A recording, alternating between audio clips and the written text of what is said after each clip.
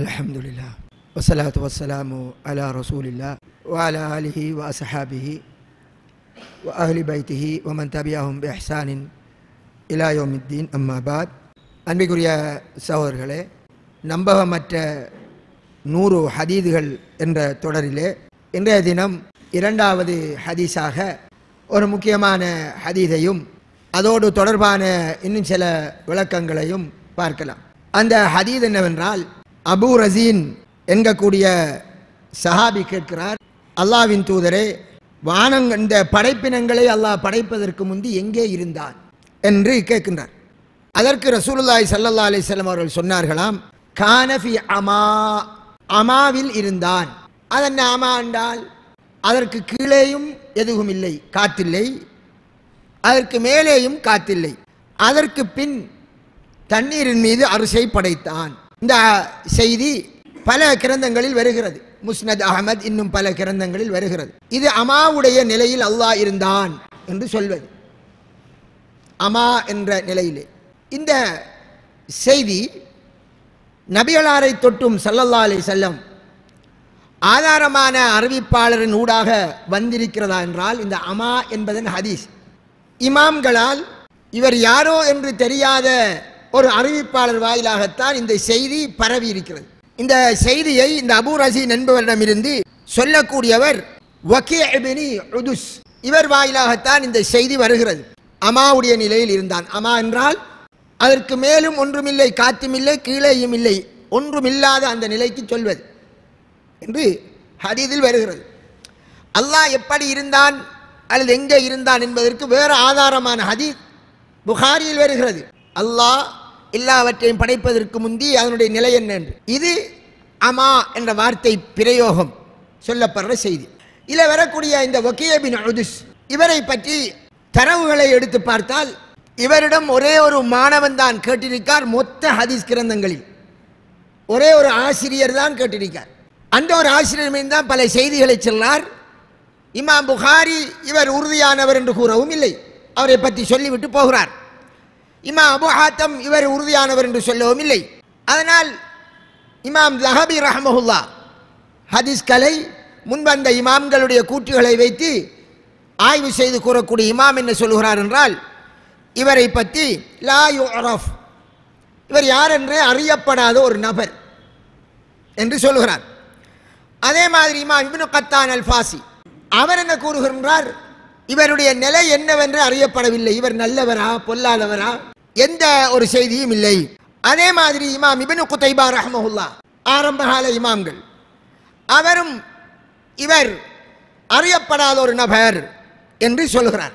கடைசியாக வந்த இமாம் இப்னு ஹஜர் அஸ்கலானி ரஹ்மஹுல்லாஹ் அவர் இவரை பற்றி சொல்ற போது, இவருக்கு சப்போர்ட்டாக இன்னொருவர் வந்தால் தான் இவரை ஏற்றுக்கொள்ளலாம் என்பதற்குரிய ஒரு வார்த்தையை போடுகிறார். அப்படி இல்லை என்றால் அவர் பலகீனமானவர் என்பது அதனுடைய கருத்து. அந்த அடிப்படையில் இவரை ஏற்றுக்கொள்ளப்படக்கூடிய எந்த ஒரு இமாம்களும் இவரை நம்பகமானவர் என்று சொல்லவில்லை. ஏற்கனவே நான் சொல்லி இருக்கிறேன், இமாம் இப்னு ஹிப்பான் என்னுடைய முதல் உரையில், தலைமை உரையில் சில விடயங்களை சொன்னேன். இமாம் இப்னு ஹிப்பான் என்கக்கூடிய இமாம் யாரை பற்றியெல்லாம் தரவிருக்காதோ அவர்களை எல்லாம் நல்லவர் என்று சொல்லிடுவார். அவர் மட்டும் நல்லவர் என்று சொன்னார். அவர் ஆரம்பகால இமாம். அவருடைய கூற்றை பிற்காலத்தில் வந்த ஹதீஸ் கலை மேதாவி இமாம் இப்னு ஹஜர் அஸ்கலானியோ இமாம் ஸஹபியோ யாரும் ஏற்றுக்கொள்ளவில்லை. அதனால் இவர் ஏற்றுக்கொள்வதற்கு தகுதியற்ற என்ற நிலையை சொல்லிவிட்டார்கள். எனவே இந்த அமா என்றால் என்ன என்ற அந்த சொல்லுக்கு கருத்து கொடுப்பதில் கூட அறிஞர்கள் சர்ச்சைப்படுகிறார்கள். இதுக்கு என்ன கருத்து கொடுக்கிறது அரபு பாஷையிலே என்று அதிலேயும் சில விளக்கங்கள் வித்தியாசப்பட்டு வருகிறது. சில அரபு பாஷைக்குரிய அகராதி எழுதின அறிஞர்கள் என்ன சொல்லார் என்றால், மேகம் என்ற ஒரு கருத்தை கொடுக்கிறார்கள். மேகத்தில் இருந்தான் அல்லாஹ். இதெல்லாம் படைப்பதற்கு முந்தி எங்கே இருந்தான் என்று கேட்டால், மேகம் என்ற அந்த பிரயோகத்துக்குரிய சொல் தான் இது. அப்ப மேகத்தில் இருந்தான் என்றால் மேகம் என்கிறது என்ன, ஒரு படைப்பா இல்லையா, ஒரு படைப்பு என்று வரும். அப்ப படைப்பதற்கு முந்தி எங்கே இருந்தான் என்றால் மேகத்தில் இருந்தான் என்றால் அப்ப இன்னொன்று இருக்கின்ற கருத்தாயிரும், அது பிழைச்சிரும். அதை சில அறிஞர்கள் கொடுத்தார்கள். இன்னும் சில அறிஞர்கள் என்ன சொன்னார்கள் என்றால், அதனுடைய கருத்து அமா என்றால் எதுவுமே இல்லாதது, அல்லாஹ்வுடன் ஒன்றும் இல்லாத நிலையில் இருந்தான் என்று அந்த கருத்தை சில அறிஞர்கள் கொடுக்கிறார்கள். எனவே இவ்வாறு அந்த சொல்லுக்கு கருத்து கொடுப்பதில் கூட கருத்து வேறுபாடு இருக்கிறது. ஒரு பலகீனமான ஹதீஸை வைத்து சர்ச்சைப்பட தேவையில்லை. அதே நேரம் புகாரி கிரந்தத்திலே தெளிவாக வருகிறது. என்ன வருகிறது? இம்ரான் இப்னு ஹுசைன் ரலியல்லாஹு அன்ஹு அவர்கள் சொல்லக்கூடிய செய்தி. அந்த புகாரி கிரந்தத்தில் வரக்கூடிய செய்தி, நபி ஸல்லல்லாஹு அலைஹி வஸல்லம் அவர்களிடத்தில் இம்ரான் ரலியல்லாஹு சொன்னார்கள், நான் போனேன். அந்த நேரம் போய் என்னுடைய ஒட்டகத்தை கட்டினேன். அப்போ பனு தமீம் கிளையைச் சேர்ந்த கொஞ்சம் பேர் வாராங்க. வரும்போது ரசூலுல்லாஹ் சொன்னார்கள், நல்ல செய்தி இருக்கிறது, அதை எடுத்துக்கொள்ளுங்கள் என்றார்கள், ஏற்றுக்கொள்ளுங்கள் என்றார்கள். அப்போ அவர்கள் சொன்னார்கள், ஏற்கனவே நீங்கள் எங்களுக்கு நல்மாராயணம் சொல்லிட்டேல், எங்களுக்கு 2 விடுத்தம் தாருங்கள் என்றார்கள். அப்படி என்றால் உங்கள்கிட்ட நாங்கள் சில உலகத்து ஆதாயங்கள் சில எதிர்பார்த்து வந்திருக்கோம், எங்களுக்கு 2 மடங்கு தாங்கோ, 1 தரமும் தந்து 2 தரமும் தாங்கன்னு மாதிரி சொன்னார்கள். அப்போ நபிகளார் சொன்ன நல்ல செய்தி என்ன? ஈமானோடு சம்பந்தப்பட்ட செய்தி. அவர்கள் அதுக்கு பதிலாக உலகத்தை எதிர்பார்த்தார்கள். அதுக்கு பின்னாக யமன் பாசிகள் வந்தார்கள்.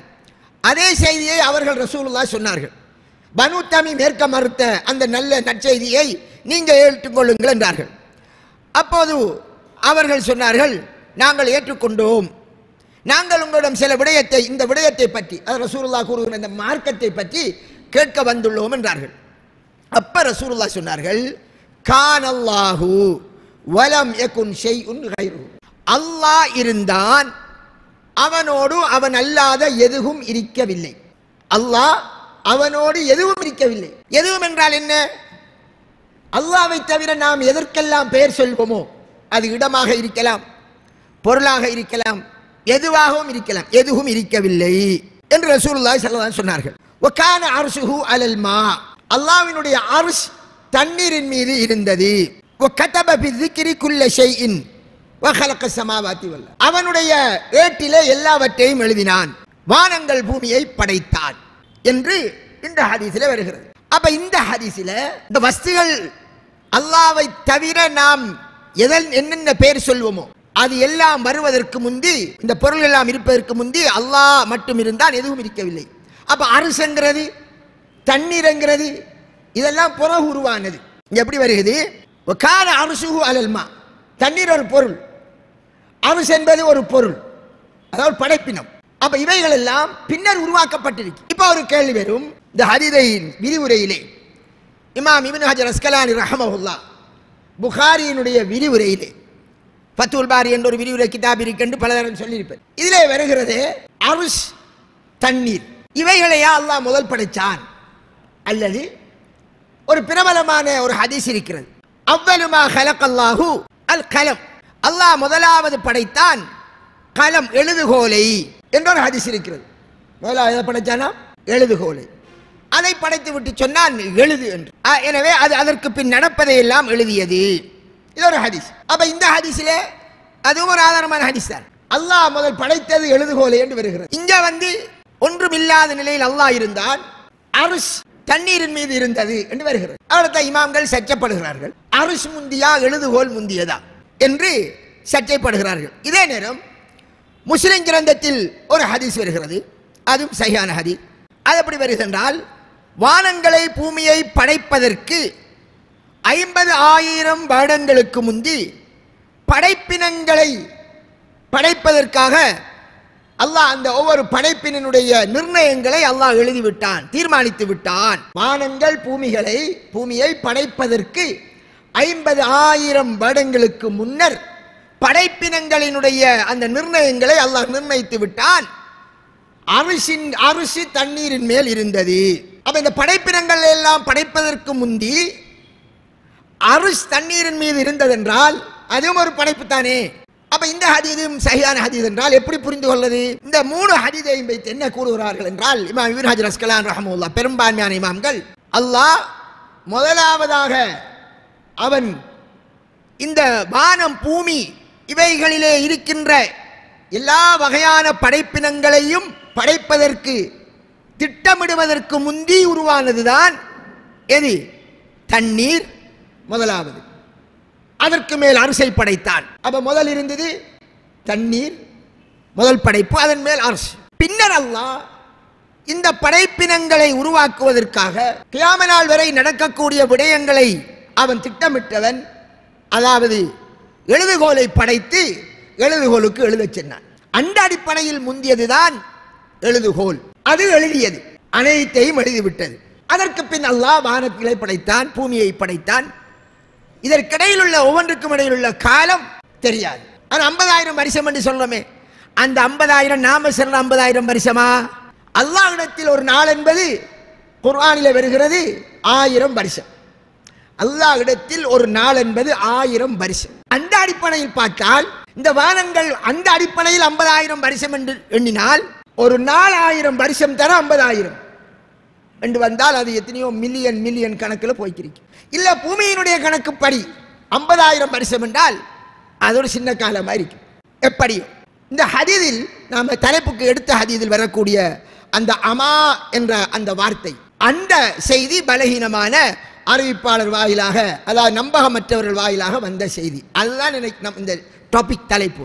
அமாவுடைய நிலையில் இருந்தார். ஏனென்றால் ஆன்மீகவாதிகள் என்கிற சாராரும் இன்னும் சில கொள்கை நம்பிக்கை சார்ந்த அறிஞர்களும் இந்த அமாவுடைய நிலை என்ற ஹதீஸை பிரயோகிக்கிறார்கள். நிறைய பேர் பிரயோகிக்கிறார்கள். ஆனால் உண்மையிலே அதனுடைய அறிவிப்பாளர் எடுத்து ஆய்வு செய்த போது அந்த செய்தி பலகீனமானது. மற்றும்படிக்கு அல்லாஹ் தனிமையில் இருந்தான், ஒன்றும் இல்லாத நிலையில். அதை நாம கற்பனை பண்ண இயலாது. ஏன் கற்பனை பண்ண இயலாது? நமது கற்பனைக்குள் ஒன்று வந்தால் அது படைப்பினமாகத்தான். நம்முடைய கற்பனையில் ஒன்றை நாம் உள்வாங்கி எடுத்தால் கற்பனைக்குள் வருவது அல்லாஹ்வுடைய படைப்பினம். கற்பனைக்கு அப்பாற்பட்டவன் அவன் என்பதால் கற்பனைக்கு அப்பாற்பட்ட அவன் இந்த நிலையை நாங்கள் சிந்திப்பது முடியாது. சிந்திக்க கூடாது என்பதற்கு அப்பால் சிந்திக்க முடியாது. மனிதனின் சிந்தனை அடைவது அல்லாஹ்வுடைய படைப்பினத்தின் சிலதைத்தான் அது அடையும். அல்லாஹ்வின் படைப்பினங்கள் அனைத்தையும் அடையவும் முடியாது. எனவே அந்த லிமிட் பண்ணப்பட்ட சிந்தனை உள்ள இந்த மனிதன் அல்லாஹ்வை சிந்திக்க கூடாது. இந்த ஹதீஸை நான் இப்போ சுருக்கமாக சொல்லிவிட்டேன். இதே நேரம் நமக்கு தெரியும், முஸ்லிம் கிரந்தத்திலேயும் ஒரு ஹதீஸ் வருகிறது. துஆ உண்டு. தஹஜ்ஜுடைய நேரத்திலே ரசூலுல்லாஹி ஸல்லல்லாஹு அலைஹி வஸல்லம் ஓதின ஒரு துஆ. அந்த துஆவிலே வருகிறது, அந்தல் அவ்வல் ஃபலைஸ கப்லக ஷை. நீயே முதலாமானவன். அவ்வல், உனக்கு முந்தி எதுவுமே இருக்கவில்லை. நீயே முதலாமானவன் அல்லது ஆரம்பமானவன், உனக்கு முந்தி எதுவுமே இருக்கவில்லை. அல்லாஹ்விற்கு முந்தி எதுவுமே இருக்கவில்லை என்று வருகிறது. எனவே எதுவும் இல்லை என்றால் அல்லாஹ் மட்டும் இருந்தான் என்பது. இதே நேரம் இன்னும் சில இட்டுக்கட்டப்பட்ட ஹதீஸ் இருக்கிறது. அதை பற்றி நான் ஏற்கனவே பேசியிருக்கிறேன் இதே இடத்தில். என்னது? அது பொய்யான ஹதீஸ். அவ்வலுமா ஹலகல்லாஹு நூர முஹம்மத். அல்லாஹ் முதலாவது படைத்தது நூறு முஹம்மத், முஹம்மது நபியினுடைய ஒளியைத்தான் என்று இந்த சுவித்துவவாதிகள் ஒரு செய்தியை சொல்வார்கள். ஞானவான்கள் என்று சொல்லி தரீகாவாதிகள். அது ஒரு இட்டுக்கட்டப்பட்ட செய்தி என்று அதனுடைய ஆதாரங்களோடு விரிவாக இந்த இடத்தில் பேசியிருக்கிறேன். சரியா? அப்படி ஒன்று கிடையாது. அது முஹம்மது நபி ஸல்லல்லாஹு அலைஹி வஸல்லம் ஒளியை படைத்து அந்த ஒளியில் இருந்துதான் அர்ஷு, குருசு, லவ்ஹு, மஹ்பூல் எல்லாத்தையும் படைச்சான். அதாவது அல்லாஹ் தனியே இருந்தான். அவன் அல்லாஹ்வுடைய அந்த ஒளியிலிருந்து வெளியான ஒளிதானாம் எது? முஹம்மது நபி. அப்படி என்றால் மறைமுகமாக அவர்கள் என்ன சொல்ல வந்தார்கள் என்றால் அல்லாஹ் தான் முஹம்மதாக தோற்றம் பெற்றது யாரு? அல்லாஹ் தான் என்று கடைசியாக முடிச்சுட்டு அதுக்கு பின்னால் ஒரு சமுதாயம் நாசமாக போய்க்கிறது நாம் பார்த்துக்கிறோம். அல்லாஹ் நம்மளை காப்பாற்ற வேண்டும். இன்னொரு செய்தியும் இருக்கிறது, பொய்யான செய்தி. என்னவென்றால் அவ்வலுமா ஹலகல்லாஹு அல் அக்ல். அல்லாஹ் முதலாவது படைத்தது எதனை? அக்லை, புத்தியை. சரியான என்றும் ஒரு பொய்யான ஹதீஸ் இருக்கிறது. அதெல்லாம் எந்த ஒரு ஆதாரமான செய்தியிலும் கிடையாது. ஆனால் மக்களுக்கு மத்தியிலே அந்த செய்திகள் பரவி இருக்கிறது என்பதை நாங்கள் புரிந்து கொள்ள வேண்டும்.